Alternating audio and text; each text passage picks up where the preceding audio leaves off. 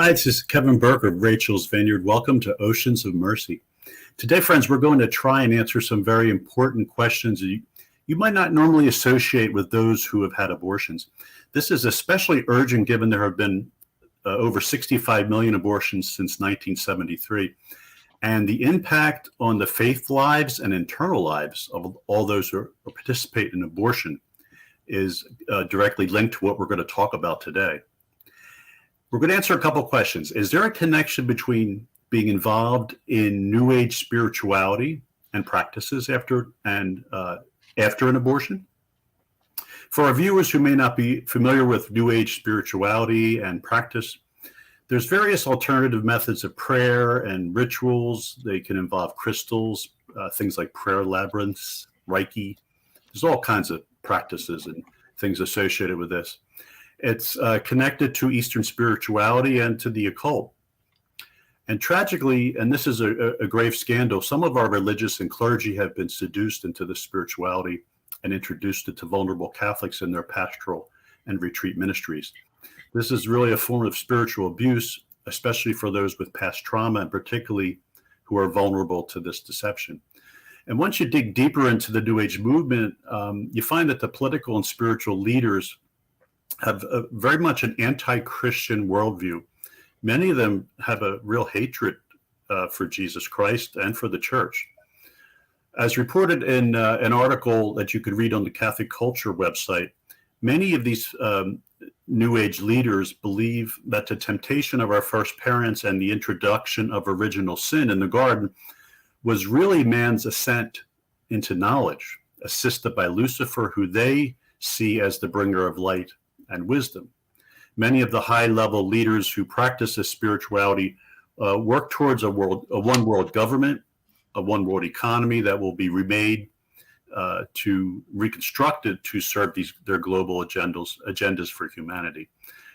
Traditional morality, traditional family will disappear. Orthodox religions, especially Christianity, are seen as divisive and obsolete and not part of what they could see as the New Age, and they will work to make sure that they vanish.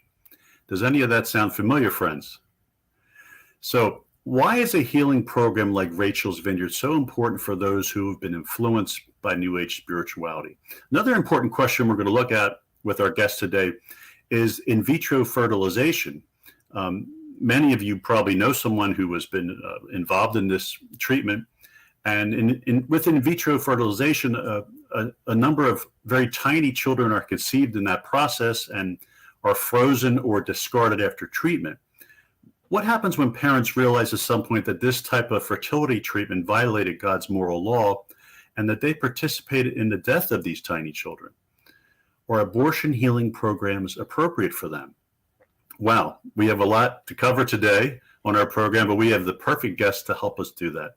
Evelyn Walsh is the site leader of a very active and successful, and I must say from personal experience serving on her retreat team, very well run Rachel's Vineyard retreat at the Shrine of Our Lady of Czestochowa in Doylestown, PA. From childhood, Evelyn and her family have been actively involved for many years with this very important Marian shrine. Now she and her wonderful husband, Vince, continue to serve the Lord and our Blessed Mother Mary in their lay ministry at the shrine. Evelyn, thanks so much for being with us today on Oceans of Mercy. Thank you, Kevin. It's good to see you. Let's start with your history with the shrine and Our Lady Czestochowa, with your family. Please share with our audience some of that background. Sure, I'd be happy to. So the shrine, it's Our Lady of Czestochowa in Doylestown, Pennsylvania, and my family started volunteering there in 1962. It was a very new Polish Marian shrine that was started by Father Michael Zembrowski, and our connection was that being Polish, don't let Walsh fool you. It's really Jakubowicz. But we our heart was there. Our Lady was there. So we would. As a child, I was 4 when we first started going, and we were just my dad was an usher, my mother worked in the cafeteria, my brothers would park cars, and also we were all involved. And So we over the years, I just never left. I mean, it was just a part of who we were, a part of our fiber of our family. Mhm. Um, so I've been there all these years, and there was the Polish festival each year. There were so many like That's a big event in our area, is the Polish festival. Yeah. yeah, it's a Polish American festival, but it Yes. was always they had the food, everything. Like if your babcia, if your grandmother would make a special dish, for the Yeah. holidays. If she's gone now with the Lord, then some folks would like to just come and maybe listen to the music, have Mhm. some, Polish food that they have fond memories of.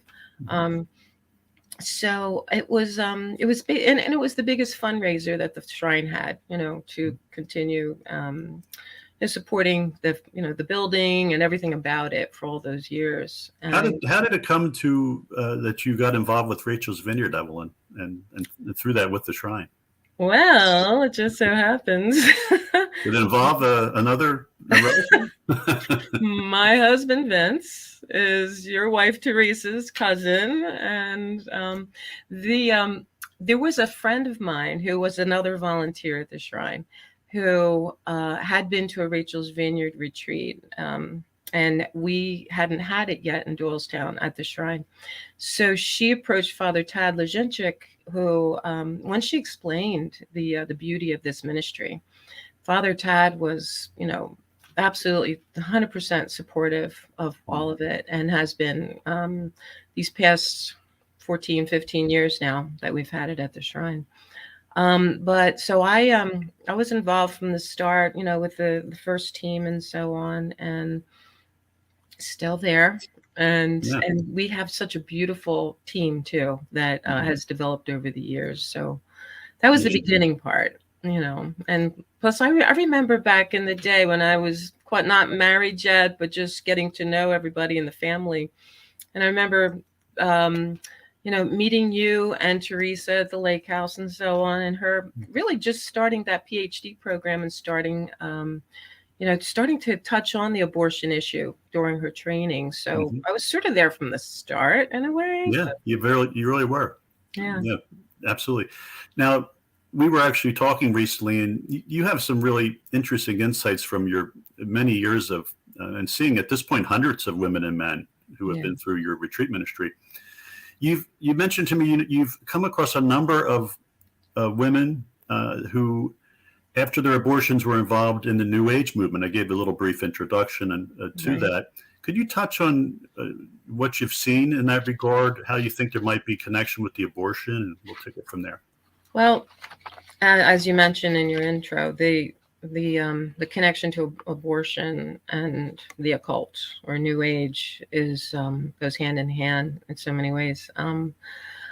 I over the years, it just seems like more and more retreatants had been connected in some fashion. And in the beginning, when I was doing intake calls, it wasn't something I thought to really check in with or ask much about.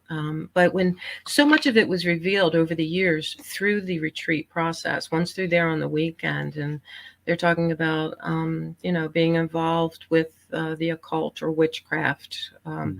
or the various forms of, the yoga, the energy medicine, the neo-paganism. Like it goes in so many directions, and I'm no authority on any of that. But what I noticed was a trend. Why do you So think? I'm sorry, Evelyn, but I want you to just touch on why do you think they were attracted to that type of alternative spirituality that you mentioned?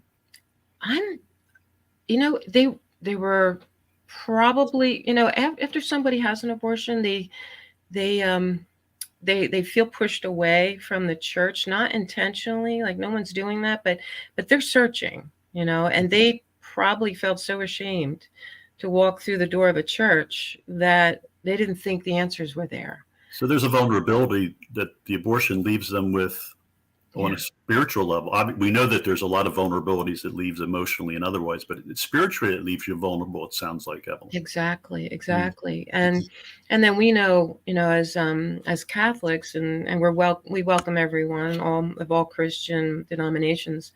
But as Catholics, we know that, when you go to confession, that, the Lord forgave you that at that first confession, but they tend to repeat that same, confession about abortion over and over again.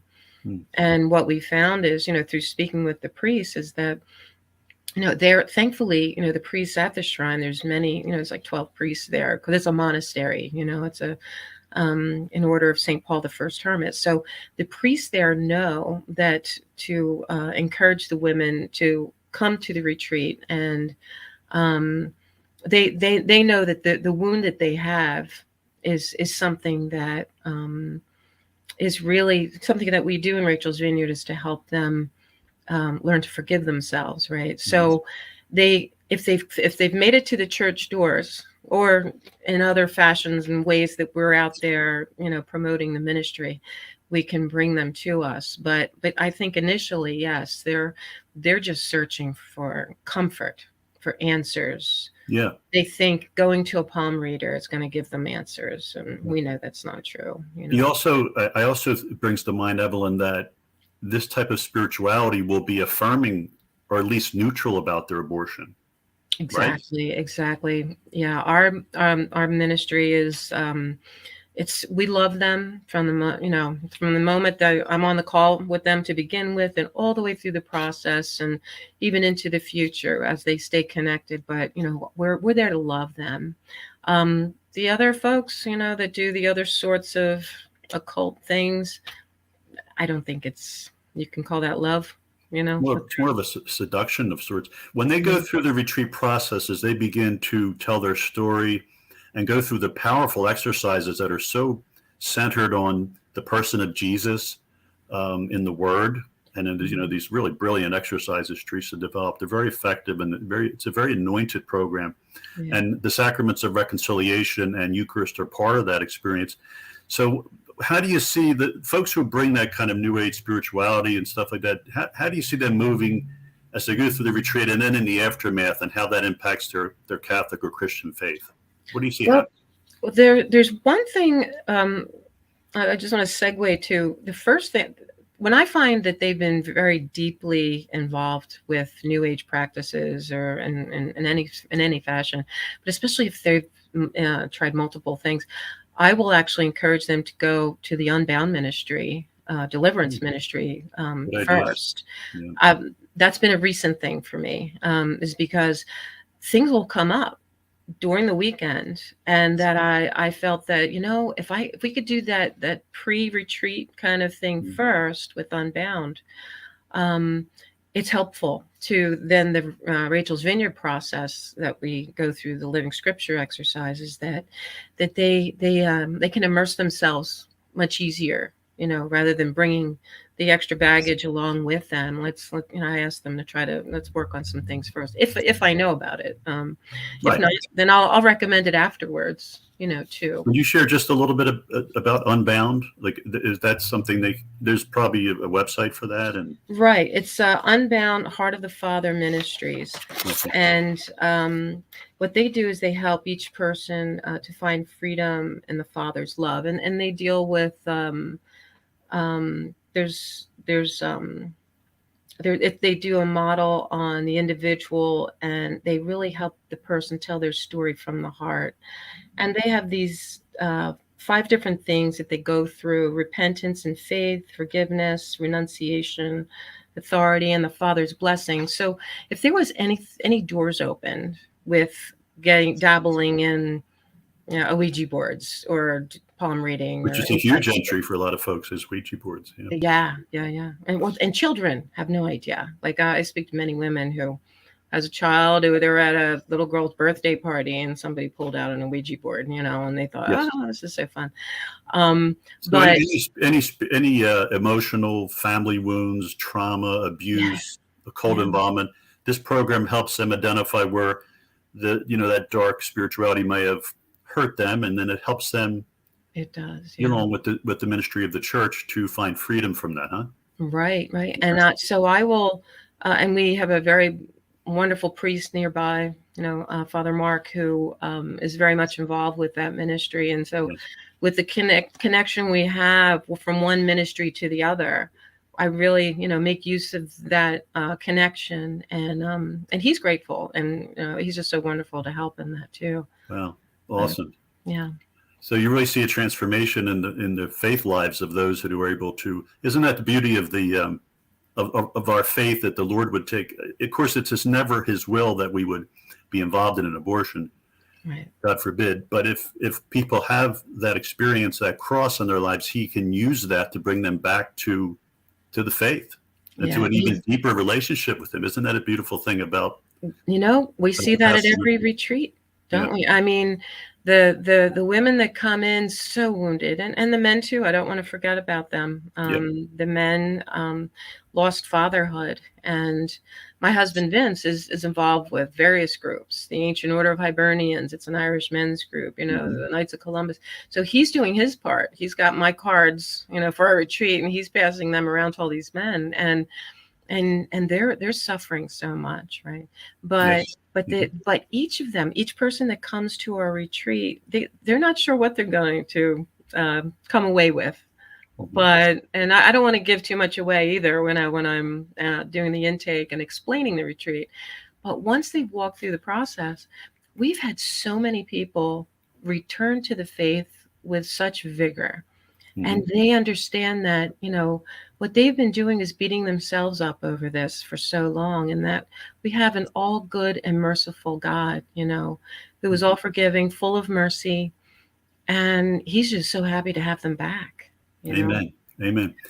Let's touch on the IVF issue. I would imagine that a lot of folks in our audience, and I think sometimes those who are also involved in ministry to those hurting after abortion, sometimes don't think of folks who have been involved in IVF and that creation of life. And can you share a little bit about what you've seen on the retreat with some of those folks? It's coming. Yeah, well, it's coming to be more and more. Like, I didn't have this 10 years ago as much as I have in recent retreats. And the thing is, they don't think that Rachel's Vineyard is for them in a way. They think it's just for the woman who actually went to the clinic and had the procedure and so on. But what they've come away with, like, once I really encourage them, like, they'll find out about it through confession, actually, through the wonderful priest at the shrine, and they will explain to the couple or the woman, man, that this is a beautiful retreat, and that it can help you heal from the multiple children that were lost, numbers. I mean, we're talking not just one or two. When you're talking about IVF, there's multiple embryos that, and then so when you start multiplying that number, then the wound is bigger, and they're just so, like, they're slapping themselves on the head, like, why did I do that? I didn't know, or they're just coming back to the church and thinking that back in the day IVF was all the rage. That's what everybody's saying. If you want a kid, this is how you do it.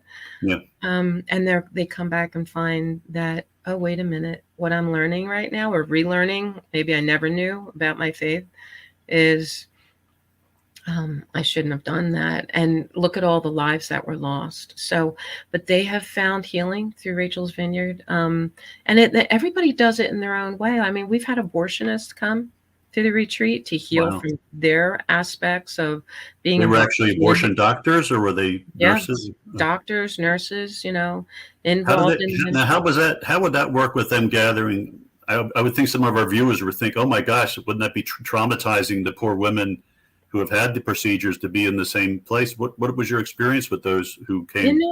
But by the time they're ready to come and seek healing, they're like coming with a bit of humbleness, like, like with deep regret, right? And they're not coming in with any sort of arrogance at all. By the time somebody calls to and has the courage to call to attend a retreat, they're not there for, shaming anybody. There's no negative emotion coming from that person. The women, on the other hand, or the men, mostly the women, maybe at first are like, oh wait, not everybody explains oh, well, this is who I am and why I'm here from the very beginning. It's sort of revealed later on in the retreat, that kind of thing, maybe, in the middle towards the end or so. But I think the women have found that they have a heart for somebody who was misled, thought they were doing a good for society by, this is a woman's choice. I'm helping her out. I'm giving her an opportunity to finish college. Oh, okay, let's take care of this for you, and they come to find that it's, Wow, yeah. that's powerful. But the women, though, like, let's say you were a nurse in a facility like that, they tend to actually be post-abortive as well. So they're there for multiple reasons, for, grieving the loss of their children to abortion, plus their involvement. That's a good point, because that some folks deal with well, I should say they don't deal. It's kind of a form of denial of their own grief and loss by, kind of putting that emotional energy into either becoming pro-abortion activists, right, or getting involved as escorts, or getting involved within the clinic itself. It's what Teresa would call in her work the reenactment of the trauma. You're recreating the trauma, trying to master it, but of course in a very dysfunctional way. Yeah. So it's beautiful to see when that denial breaks. And if anybody listening has that in their background, open your heart to letting that denial break, because there's really a life-giving grace and blessing that comes with the humility to seek God's forgiveness and go through a healing program like Rachel's Vineyard. Yeah, That's awesome, Evelyn. You've also had some participants, and I think we're going to be seeing more of this as well, because we're getting to the point where almost half of abortion procedures are chemical abortions, or the abortion pills. Yeah. And the Biden administration, which is a scandal on a number of different levels, particularly from a faith perspective, given that our president, is of Catholic heritage. It is a grave scandal that his administration is pushing mail order abortions, chemical abortions. So I don't want you to necessarily feel you have to speak to that as much as to your own experience as a retreat leader. Have you seen some cases come through where the folks have chemical abortion in their history? We have, yeah. There's one couple I'm thinking of. They came together to the retreat, and that, by the way, that's also, I always encourage the spouse to attend if it's a safe situation for that person, for that woman to invite her husband to come, even if he's not the father of the child. But I always encourage that. But this couple, they came, and so she had the chemical abortion in her home. The story goes into, I won't get into the details, but it's very traumatic, of her situation in her own home. So the abortion took place in her loss of the child, the passing of the child took place in her home. Yeah. Which is typical of a chemical abortion. Yeah. And in her bathroom. And now, and how her husband was there to assist. I mean, all of a sudden, they're the abortionists, their medical staff, they're everything. And she's trying to have this. And I don't believe they really give them any insight as to how this is going to play out once you're there in your own house, possibly alone. And what are you doing? But this couple, they were so wounded, they had got it was the baby was fully formed and everything, and they were so torn to pieces. They didn't know what to do. They ended up. But they had a very large property that they lived on, and they sectioned out a spot where they buried the child in their backyard, or in their property. And, so she has a devotion to putting flowers on the grave, but it's all right there. It's not like it's somewhere else and you don't have to see it anymore.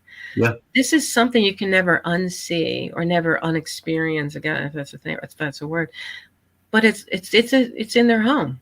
Yeah. Your safe place that you go to, your place of comfort. It's no longer that.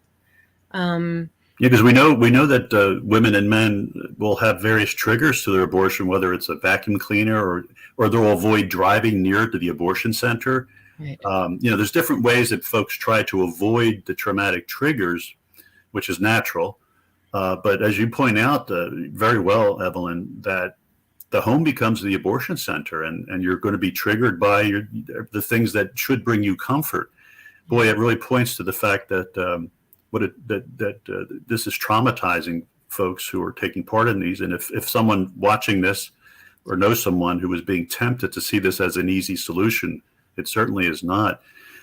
How did they do on their retreats, given their unique experience of loss?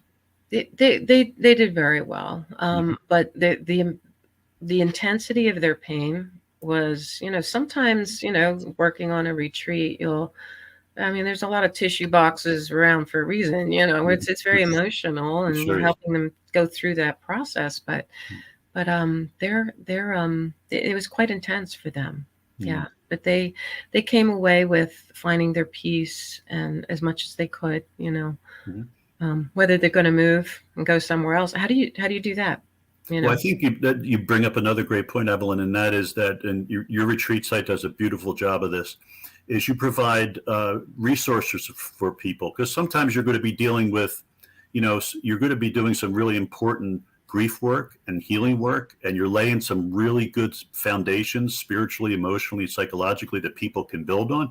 But some folks are going to, still need to do a lot of work. So you provide them with resources, right, for if they need continued healing, right? On the last day of the retreat, I give them a very large envelope full of all sorts of resources, whether if they have a therapist at the moment or not, there's resources for that. They can continue on with, the several therapists that are working directly with us.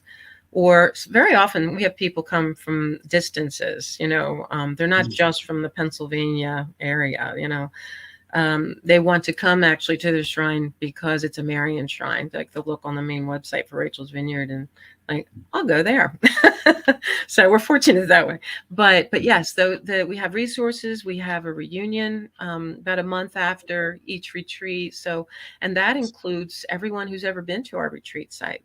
So it's like a potluck. It's a reason to get together. We'll do another living scripture to get everyone together to come back to that place of healing. But the grounds of Our Lady of Czestochowa in Doylestown, Pennsylvania, it's sacred ground, but it's now the place where they go and remember.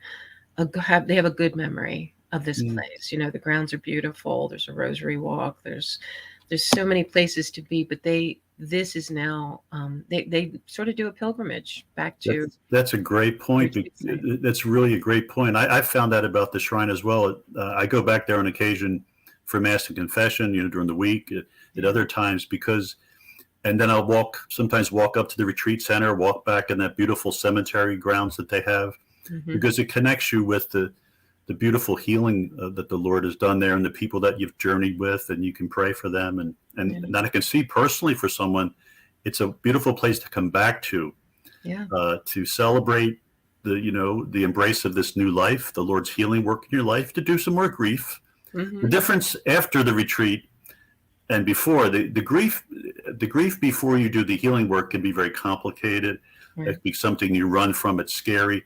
After the retreat, it's something that when it surfaces, you're able to let it go. You're able to give it back to the Lord. The tears are more healing tears, wouldn't you say? Oh, absolutely. There's one point, and I don't know if all retreat sites do what I do, but I'll invite the retreatant back to help at a next retreat down the road. They'll provide snacks for it, or they just want to come back. Well, you have Adoration. Why don't you, in our last few minutes we have together, could you share about the volunteers that come to do Adoration during the retreat? That's you said that you mentioned love, and I think that's one of the beautiful ways people show their love. Right. We, fortunately, being at the shrine, there already is an adoration group that's already there. So I'm blessed with that. I know maybe some retreat sites don't have all those resources that I happen to have, but being there, they are there 24/7. As soon as we have our team mass on Friday, and right after that, and all the way through until Sunday, night and day, 24 hours a day, we have folks that come in. And the chapel is right above us, right above our meeting room. And there's times where we could tell that their prayers are just so important and so anointed and just flowing down upon us that Which and it really ties into what we shared at the beginning of our show today, is that when you're dealing with people bringing various kinds of darkness into the retreat, whether it's emotional darkness and wounds and trauma, or spiritual darkness, yeah, that intercession is really powerful to kind of hold us up and give the grace that's needed, well, for the Lord to do His work. This is a spiritual battle, Kevin. I don't know if I realized that in the beginning. Well, but we didn't say that because you would never got involved. So I don't know. But now that I really know, I mean, yeah. I do.